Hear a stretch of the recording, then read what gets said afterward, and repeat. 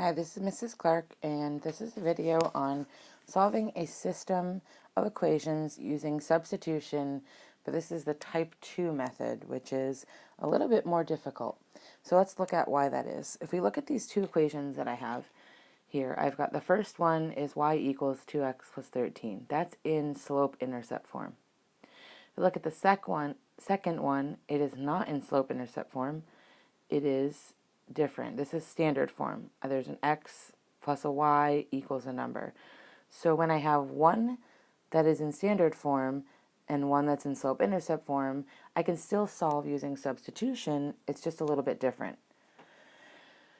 Okay, so the same idea applies here when we're using substitution as we had before.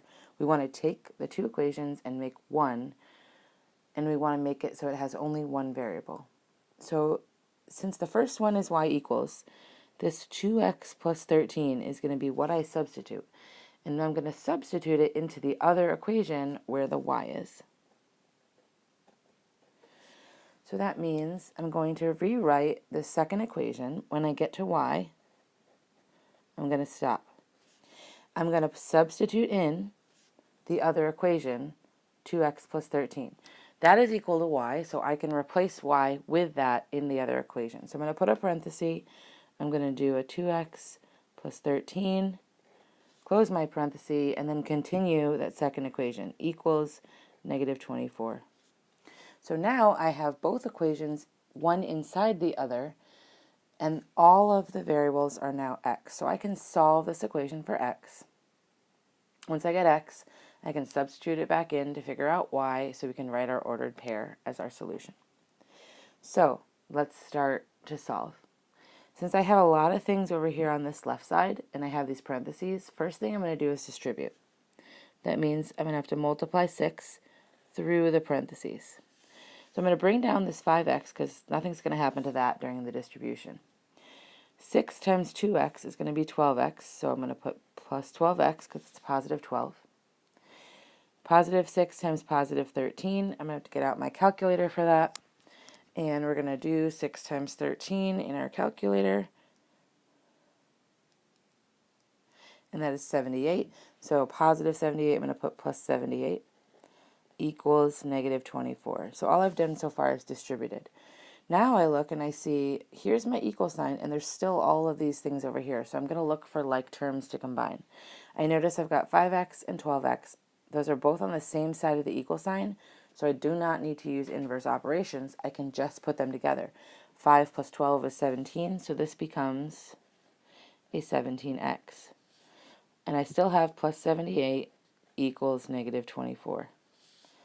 So now that all my x's are together here, I can start to solve for x by getting rid of everything that is over there, isolating the variable. So first I have this plus 78. I'm going to do the inverse and subtract 78 on both sides of the equal sign. I'm going to go back to my calculator. I'm going to do negative 24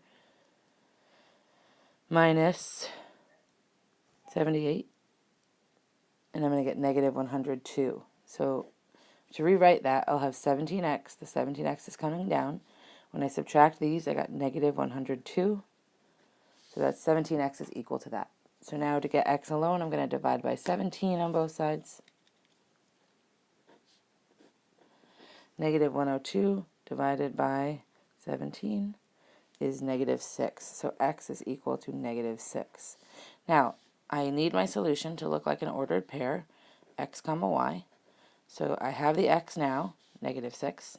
I need to take that and substitute it in to either the first equation or the second equation to figure out what y is.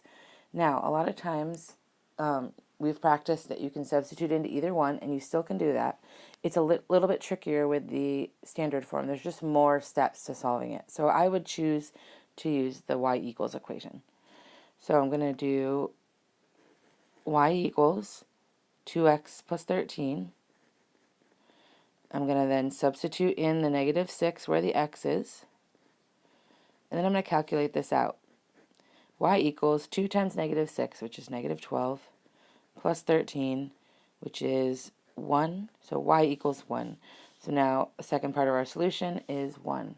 Here's our solution, negative 6 comma 1. So pretty much the same method, just the beginning is different, how I put one equation into the other. In the last examples, we were doing one equation equals the other equation because they were both in y equals, but now I have to put one inside the other. So let's move on to number 2. If you feel like you have it, go ahead and pause it and do this example and then come back.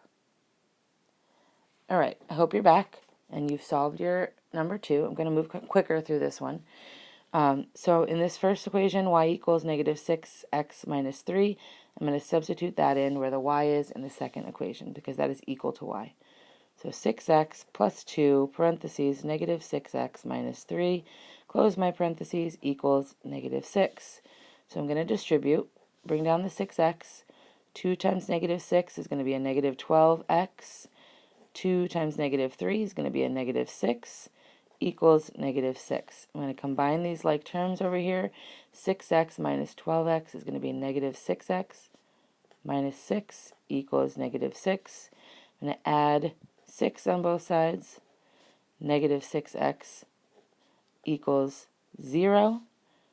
I'm going to still keep solving. Even though I got a 0 over here, I don't want you to be worried about that. I can still try to isolate the variable. I can divide by negative 6 on both sides. So x will equal 0 divided by negative 6. When I go to my calculator and I type in 0 divided by negative 6, I get 0 because 0 divided by any number is 0. So x is 0 in my solution.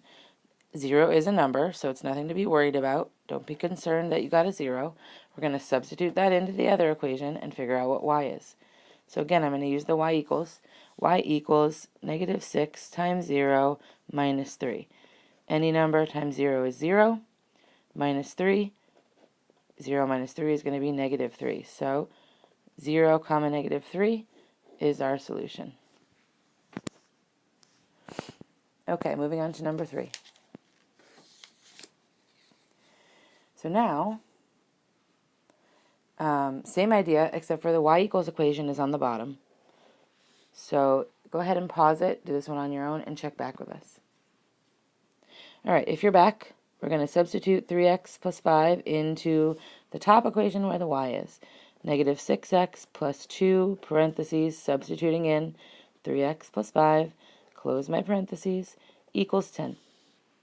I'm going to distribute, bring down the negative 6x. 2 times 3x will be positive 6x. 2 times 5 will be a positive 10, equals 10. I'm going to combine my like terms. Negative 6x plus 6x is 0x. So I'm actually going to not even write this 0x because they come out to 0. So I don't even have to write that. I don't need that plus sign because that means positive 10 without the plus sign.